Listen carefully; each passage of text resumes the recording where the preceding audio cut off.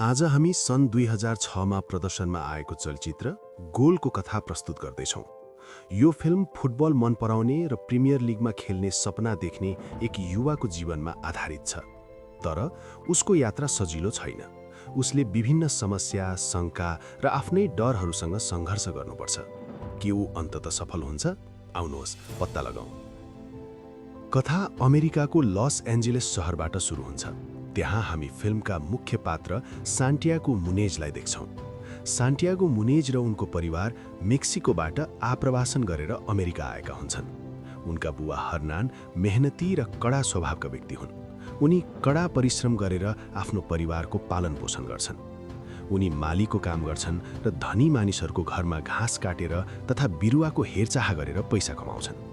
Hernan चाहन्छन् कि सान्टियागोले पनि आफू जस्तै मेहनत गरेर परिवारको जिम्मेवारी सम्हालोस्। तर सान्टियागो आफ्नो बुबाभन्दा बिल्कुलै फरक स्वभावको हुन्छ। उसको मन फुटबलमा बस्छ। हरेक बिहान सूर्य उदाउनु अघि नै ऊ उठ्छ, आफ्नो पुरानो फुटबल समात्छ र साथीहरूसँग खेल्न सडकतिर दौडन्छ। सान्टियागोको फुटबल सिप असाधारण हुन्छ। खेलका क्रममा ऊ छिटो दौडिँदै सजिलै अरू खेलाडीहरूलाई ड्रिब्लिङ गरेर पार गर्छ। उसका खुट्टा बलसँग यसरी चल्छन् मानौ त्यो कुनै कला वा नृत्य जस्तै देखिन्छ। उसमा प्राकृतिक प्रतिभा हुन्छ। हरेक पटक उसले बललाई प्रहार गर्दा त्यो गोलमै परिणत हुन्छ। एक दिन आफ्नै टोलमा फुटबल खेलिरहेका बेला सान्टियागोको भेट ग्लेन फोईसँग हुन्छ। ग्लेन सान्टियागोको खेल देखेर अत्यन्त प्रभावित हुन्छन् र उनलाई इङ्ल्यान्डमा खेल्न आउने प्रस्ताव गर्छन्। सान्टियागो आश्चर्यचकित हुँदै निधारको पसिना पुज्छ र भन्छ, इङ्ल्यान्ड? जीवनमा पहिलो पटक सान्टियागोले आफ्नो मनभित्र एउटा सानो तर उज्यालो आशाको किरण महसुस गर्छ। के उसले साँच्चै सबै कुरा छोडेर आफ्नो सपना पछ्याउन सक्छ? ग्लेन वास्तवमा विभिन्न फुटबल क्लबहरूका लागि काम गर्ने एक खेल एजेन्ट थिए। उनी विश्वभर घुमेर सान्टियागो जस्ता प्रतिभाशाली खेलाडीहरू खोज्ने गर्थे। तर सान्टियागोका बुबाले ग्लेनको प्रस्ताव सिधै अस्वीकार गरिदिए। मेरो छोराको दिमागमा यस्ता अनावश्यक सपना नहाल्नुहोस्, उनी कडा स्वरमा भन्छन्। त्यसपछि सान्टियागोलाई सम्झाउँदै भन्छन्, फुटबल हामी जस्ता मानिसहरूका लागि होइन। तिमीले कडा परिश्रम गर्नुपर्छ, पैसा कमाउनुपर्छ र आफ्नो परिवारको हेरचाह गर्नुपर्छ। सान्टियागोले बुबाको कुरा सुन्छ, तर भित्रभित्रै त्यो स्वीकार गर्न ऊ तयार हुँदैन। उसको सपना फरक थियो। ऊ हजारौं दर्शकहरूका अगाडि एउटा ठूलो फुटबल क्लबबाट खेलिरहेको कल्पना गर्थ्यो। ऊ जसरी भए पनि इङ्ल्यान्ड जान चाहन्थ्यो। त्यसपछि ऊ दिन-रात कडा मेहनत गर्न थाल्छ। पैसा जम्मा गर्न कहिले बुबासँगै काम गर्छ त कहिले रेस्टुरेन्टमा सहायकको काम गरेर आम्दानी गर्छ। अन्ततः सान्टियागो इङ्ल्यान्ड पुग्छ, मनमा उत्साह र डर दुवै बोकेर। इङ्ल्यान्डको मौसम चिसो हुन्छ र निरन्तर वर्षा भइरहेको हुन्छ। सान्टियागोले ग्लेनलाई फोन गर्छ र उनीहरू दुवै ग्लेनको घरतर्फ जान्छन्। अर्को दिन ग्लेनले सान्टियागोलाई न्युक्यासल युनाइटेडको प्रशिक्षण मैदानमा लैजान्छन्, जहाँ उसको परीक्षण हुने थियो। तर त्यो खेल क्यालिफोर्नियाको सुक्खा मैदानमा खेले जस्तो सहज थिएन। त्यो दिन पनि पानी परिरहेको थियो र पुरा मैदान हलीले भरिएको थियो। अरू खेलाडी सान्टियागोभन्दा छिटो, बलियो र अझ अनुभवी देखिन्थे। जब सान्टियागोले ड्रिब्लिङ गर्ने प्रयास गर्थे, उनीहरूले सजिलै बल खोसिदिन्थे। प्रशिक्षक एरिकले उसलाई नजिकबाट नियालिरहेका थिए, तर उनी सन्तुष्ट देखिँदैनन्। सान्टियागोले आफ्नो सक्दो प्रयास गर्यो, तर त्यो पर्याप्त साबित भएन। खेलपछि प्रशिक्षकले ग्लेनलाई बोलाएर भने, उनी यो स्तरका लागि तयार छैनन्, उनी घर फर्कनुपर्छ। सान्टियागोलाई यस्तो लाग्छ मानो आकाशबाट भुइँमा खसालिएको हो। के भइरहेको छ? कि उसको सपना पूरा हुनु अघि नै समाप्त भइसकेको हो? त्यही बेला ग्लेनले सान्टियागोलाई ठूलो साथ दिन्छन्। उनी क्लबका प्रशिक्षकसँग कुरा गरेर सान्टियागोलाई आफूलाई प्रमाणित गर्न अझ 1 महिना समय दिन राजी गराउँछन्। सान्टियागोले पनि पहिलेभन्दा धेरै कडा मेहनत गर्ने वाचा गर्छ। अब उसले अझै बढी सङ्घर्ष गर्ने समय आएको थियो। तर चुनौती केवल फुटबलमै सीमित थिएन। इङ्ल्यान्डमा जीवनको हरेक पक्ष सान्टियागोका लागि कठिन बनिरहेको थियो। खाना फरक थियो, मौसम चिसो र भिजाइरहने थियो, वर्षा मानौ कहिल्यै रोकिँदैन थियो। उनका कुनै साथी थिएनन्। सबैभन्दा ठूलो समस्या भनेको उनलाई दमको रोग थियो, जसका कारण उनले आफ्नो 100% क्षमता प्रदर्शन गर्न झन कठिन हुँदै गएको थियो। उनी आफूलाई प्रमाणित गर्न चाहन्थे, तर हरेक कुरा बिग्रिँदै गएको जस्तो लाग्थ्यो। सान्टियागोले हरेक दिन प्रशिक्षणमा आफ्नो सम्पूर्ण शक्ति लगाउँथे। बिस्तारै परिस्थिति बदलिन थाल्यो। उनी पहिलेभन्दा छिटो दौडिन थाले, अरू खेलाडीहरूलाई चतुराईका साथ छल्न थाले र आत्मविश्वासका साथ खेल्न थाले। तर उनको सबैभन्दा ठूलो रहस्य अझै लुकेको थियो। उनले आफ्नो दमको रोगबारे कसैलाई पनि बताएका थिएनन्। उनी डराउँथे यदि प्रशिक्षकले उनको रोगबारे थाहा पाए भने उनीहरू तुरुन्तै उनलाई घर फर्काइदिनेछन्। एक दिन प्रशिक्षण खेल सुरु हुनुअघि दमका लागि औषधि लिन जाँदा सान्टियागोको इन्हेलर भुइँमा खस्छ। त्यही बेला अर्को एक खेलाडीले लापरवाहीपूर्वक खुट्टाले कुल्चेर उनको इन्हेलर फुटाइदिन्छ। त्यो खेलमा सान्टियागोले राम्रो प्रदर्शन गर्न सक्दैनन्। अन्ततः उनलाई टोलीबाट हटाइन्छ र घर फर्कन भनिन्छ।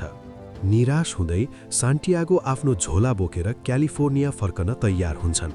तर जुन ट्याक्सीमा उनी चढ्छन् त्यही ट्याक्सीलाई अचानक ग्याभिन ह्यारिसले रोकिन्छन्, जो न्युक्यासल युनाइटेडका मुख्य स्ट्राइकर हुन्। उनीहरू एकअर्कालाई चिन्छन् र फेरि प्रशिक्षण मैदानतर्फ फर्किन्छन्। ग्याभिनले सान्टियागोलाई अन्तिम एक मौका दिन अनुरोध गर्दै क्लबका प्रशिक्षकसँग खुलेर कुरा गर्छन्। सान्टियागोको अवस्थाबारे सबै सत्य बताउँछन्। सान्टियागोले फेरि नयाँ जोशका साथ कडा मेहनत गर्छन् र अन्ततः न्युक्यासलको मुख्य टोलीमा छनौट हुन्छन्। अब सान्टियागोले आफ्नो जीवनको ठूलो अवसर पाउँछन्। एक छनौट खेलमा उनले मैदानमा उत्रने मौका पाउँछन्। उनी डिफेन्डरहरूलाई ड्रिब्लिङ गरेर पार गर्छन्, उत्कृष्ट पासहरू बनाउँछन् र एउटा गोलमा सहयोग पनि गर्छन्। सान्टियागो अत्यन्त खुसी हुन्छन्, मानव उनको सबै कडा परिश्रमले अब फल दिन थालेको थियो। पर जब सबै कुरा ठिक हुँदै गएको जस्तो देखिन्थ्यो, त्यही बेला एउटा दुःखद नवचार आउँछ। प्रशिक्षणकै क्रममा उनलाई एउटा फोन आउँछ। उनका बुवाको निधन भइसकेको हुन्छ। यो खबर सुनेर सान्टियागोलाई मानव आकाशबाट भुइँमा झारेझै हुन्छ। उनी त्यहीँ रुन थाल्छन्। उनका बुबा हार्नानले कहिल्यै पनि उनको सपनालाई पूर्ण रूपमा समर्थन गरेका थिएनन्। उनले कहिल्यै विश्वास गरेनन् कि सान्टियागो एक सफल फुटबलर बन्न सक्छ र अब उनी सधैँका लागि बिदा भइसकेका थिए। सान्टियागो गहिरो दुःखमा डुब्छ। ऊ घर फर्किन विमानस्थलसम्म पुग्छ, तर अन्तिम क्षणमा निर्णय बदल्छ र फर्किन्छ। उसले आफ्ना बुबाका लागि खेल्ने निर्णय गर्छ, यो प्रमाणित गर्न कि ऊ पनि महान बन्न सक्छ। बुवाको मृत्युपछि सान्टियागोभित्र झन् ठूलो जोश जाग्छ।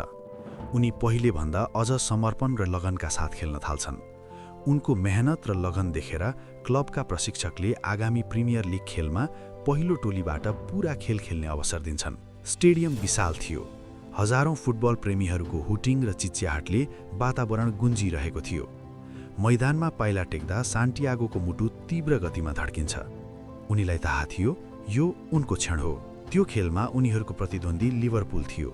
सान्टियागोकी हजुरआमा र सानो भाइ पनि क्यालिफोर्नियाको एउटा बारमा बसेर खेल हेरिरहेका थिए। खेल निकै कठिन थियो। प्रतिद्वन्दी टोली बलियो थियो र न्युक्यासलले गोल गर्न सङ्घर्ष गरिरहेको थियो। पहिलो गोल न्युक्यासलका ग्याभिनले गरे, तर त्यसपछि लिभरपुलले लगातार 2 गोल फर्कायो। पुनः सान्टियागोको उत्कृष्ट पासमा ग्याभिनले अर्को गोल गर्दै खेल 2-2 को बराबरीमा पुर्याए। खेल सकिन केही समय बाँकी हुँदा न्युक्यासलले फ्री किकको अवसर पाउँछ। ग्याभिनले बल सान्टियागोलाई प्रहार गर्न दिन्छन्। पूरा स्टेडियम मौन हुन्छ। टेलिभिजनमा खेल हेरिरहेका दर्शकहरू पनि शान्त हुन्छन्। कोही भगवानसँग प्रार्थना गरिरहेका हुन्छन् भने कोही आशाभरि सान्टियागोतर्फ हेरिरहेका हुन्छन्। सान्टियागो गहिरो सास फेर्छन्। उनी आफ्ना सबै दुःख र सङ्घर्ष सम्झन्छन्। बुबाको अविश्वास, आफ्ना असफलताहरू, दमको रोग र यहाँसम्म आइपुग्न गरेको कठोर सङ्घर्ष। उनी घाँटीमा लगाएको ताबिज समात्छन्, भगवानलाई सम्झन्छन् र बललाई प्रहार गर्छन्। बल आकाशमा उड्दै सिधै गोल पोस्टभित्र छिर्छ। गोल र न्युक्यासल विजयी हुन्छ। यसरी सान्टियागोले आफ्नो सपना पूरा गर्छन्। लस एन्जलसको धुलोले भरिएको सडकमा फुटबल खेल्ने एउटा सानो केटादेखि न्युक्यासल युनाइटेडका लागि विजयी गोल गर्ने खेलाडीसम्म उनले प्रमाणित गरे कि कडा परिश्रम, दृढ सङ्कल्प र विश्वासले असम्भवलाई पनि सम्भव बनाउन सक्छ। तर यो त केवल उनको यात्राको सुरुवात मात्र हो। अब के हुनेछ? के उनी अझ उचाइमा पुग्नेछन्? के उनी फुटबलको इतिहासमा आफ्नो नाम लेख्नेछन्? यदि तपाईँ जान्न चाहनुहुन्छ भने हाम्रो च्यानललाई लाइक, शेयर र सब्स्क्राइब गर्न नबिर्सनुहोला।